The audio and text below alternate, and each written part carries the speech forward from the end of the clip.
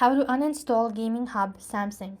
Hi everybody, welcome back to our channel. In this video, I'll be showing you the procedure on how can you uninstall Gaming Hub Samsung.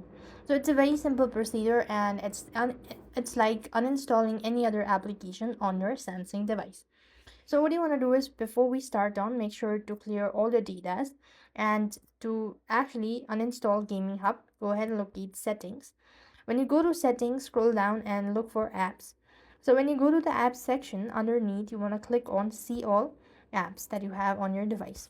Here you want to locate the Gaming Hub app, and when you locate the following game, or when you locate the Gaming Hub application, what you want to do is scroll down and click on this uninstall button.